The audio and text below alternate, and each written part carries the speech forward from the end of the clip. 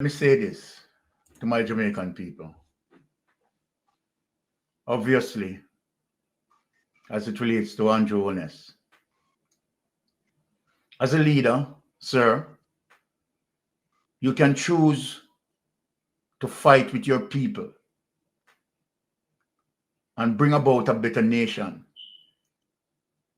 and to eliminate corruption and move a nation forward as it relates to nation building. Now, when I look and saw what Ibrahim Traore had done in 3 years and had achieved in 3 years, it's a success to Burkina Faso. Ibrahim Traore as a leader, eliminating corruption and fighting for the betterment of his people to bring his country forward. But when I look on you, Andrew Holness, I've seen you been there for 9 years, planning how to enrich yourself on the backs of poor people. We have seen that you take steps away from doing the common basic in signing a code of conduct, agreeing to act ethically and morally. But you think it's a game and you think it's political savvy for you not to sign the code of conduct because you're already prepared that you're going to act a particular way. And you don't want, as a result of you signing that code of conduct, to come and haunt you. We know your political trickery. But is that good governance? Is that good governance? Or is that looking out for yourself and your family and your friends and those who are eating out of the trough? Today I am here. I am so disappointed with my Prime Minister. Someone who the people did not ask to lead. Someone who take up on himself to venture into our politics and promise to lead with honor and dignity. But what he had done, he had lied to us. He had tricked us, deceiving and conniving. And now, a prime minister had achieved on the backs of the people, becoming a billionaire that himself cannot explain his wealth. Jamaica, we have a problem. And I presume that Melting Pot want to speak on it before we move. Melting Pot, what say you on this matter? But as the subject matter relates to leadership, Andrew don't possess that, because as you rightfully said, the people did not ask him. He chose to be a political representative first and foremost. He fight to become the leader of the Jamaica Labour Party so he could be the Prime Minister for Jamaica. But what Andrew Holness has done, is trade dignity for power, as Ibrahim Traore rightfully remarked in his statement. And so we know that Andrew will do anything to sell Jamaica down the gutter in order to enhance his profile and his lifestyle. Because based on what we know Andrew Holness involved in, he is now becoming a bargaining tool and a bargaining chip for the United States of America. And so that just take away from his leadership quality, because theoretically speaking, he can't lead the way he would want to lead because his hands is tied by the United States based on his corruption and all the various things that he involved in. So trading Jamaican people dignity just to retain power for his own, you know, lifestyle. Because we know Andrew like to be the poster boy for Jamaica as it relates to politics. Yeah, you see how far him go in actually defeating democracy by carrying out a stage coup. And so we know that Andrew Wallace remnants is only to be in charge, but not to lead from the front. Too many allegations as it relates to corruption, yeah, and also take into fact and consideration the non-performance of his cabinet members who also dibble and dabble into corruption. And so we find that Jamaica is now lagging beside or probably behind Haiti in the region, where Jamaica was, positioned in world affairs by our great Prime Minister, Sir Michael Manley. And where it is today is a far cry, because Sir Michael Manley was not just the leader for the People's National Party and the Prime Minister for Jamaica. Sir Michael Manley was an international statesman that command respect wherever he goes.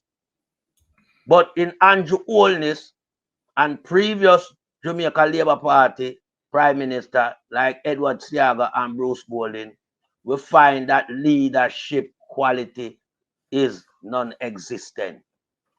They run the place like it's a marketplace. They actually coincide in carrying out widespread corruption that has hurt the entire Jamaican citizen. Based on what we know in terms of how this Jamaica Labour Party administration like to borrow and who they borrow from, we know that come with austerity measures. And so we are seeing the result of what corruption truly bring to a nation.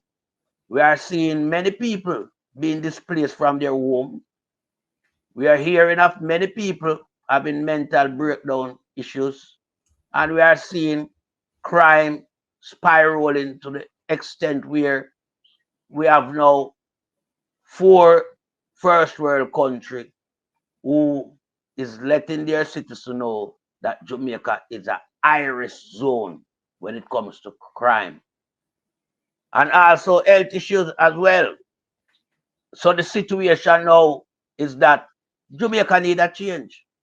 Jamaica need a change like what Burkina Faso, have in Ibrahim Traore.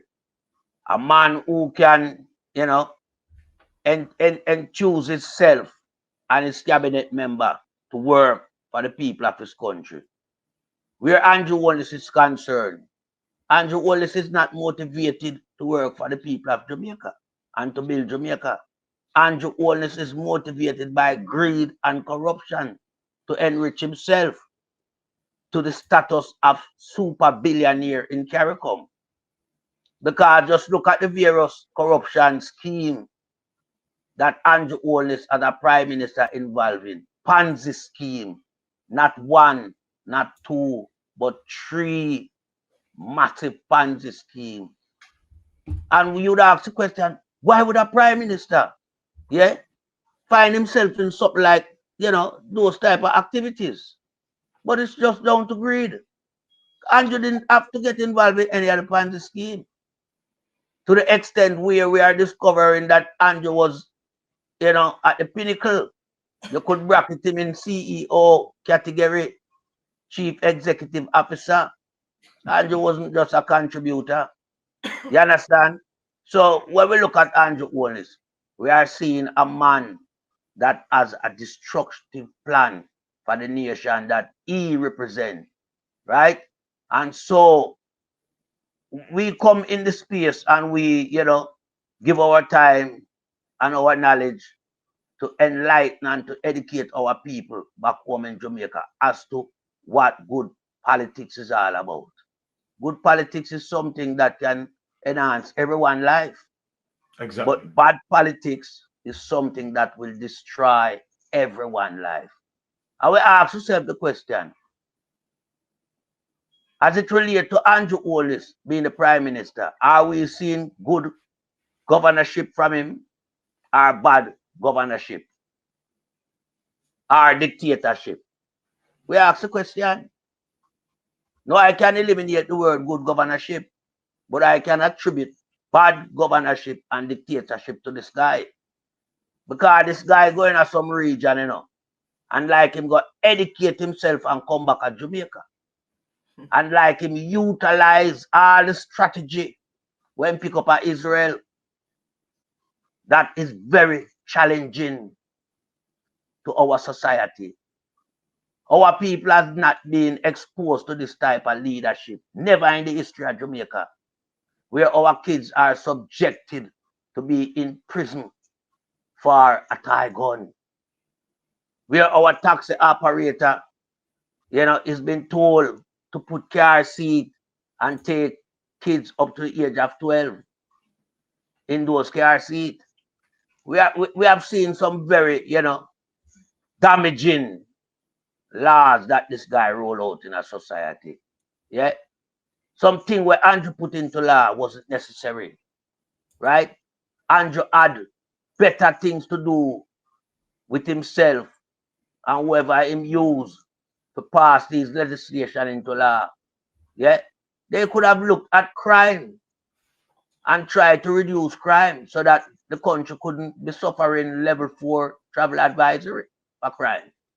They should be looking at the health sector, which, you know, will, you know, give the people hope and aspiration to have good health and lifestyle in the country so them can work and live long.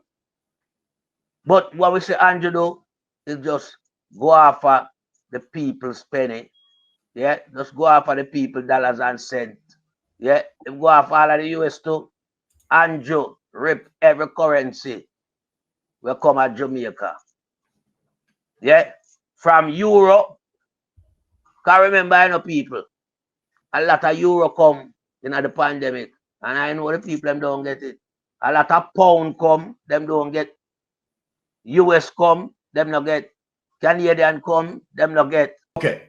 On the issue of good governance, right, and to show that Mark Golding is setting the better example, right, because Mark Golding know what it requires of him or any persons who put at the helm of our politics, that there are certain attributes that that person need to bear.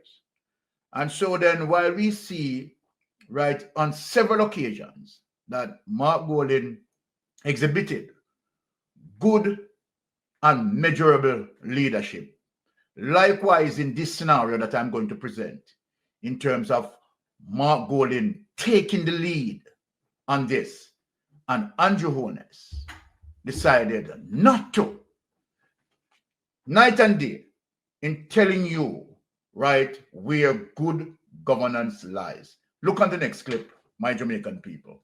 And this should put to all of us that this man, Andrew Holness, need to go, right? And he need to be put in the judiciary for what he had done. And we are here on social media. We are not going to stop from fight until we have that. On Monday, at the meeting of the Shadow Cabinet, our spokespersons signed the Leadership Code of Conduct, a document originally developed by the Integrity Commission and embodying the 7 principles of public life. Those principles are based on the values of integrity, accountability, and transparency. I think it's very important in Jamaica today that our leaders publicly demonstrate their commitment to those values so that the people can have trust and confidence in the leaders of the country.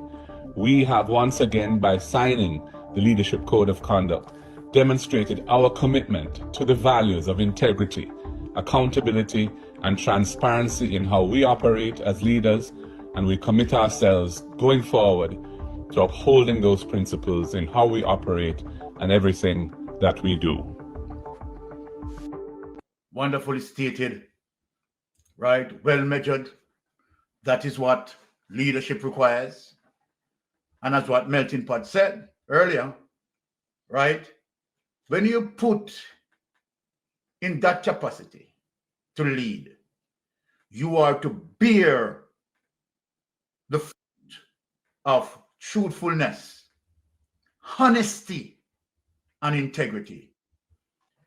Where you have a poor and bad government, it suffers the nation. But where you have good and excellent leadership quality, it brings the country forward. Jamaica, it is that plain and simple. No rocket science here.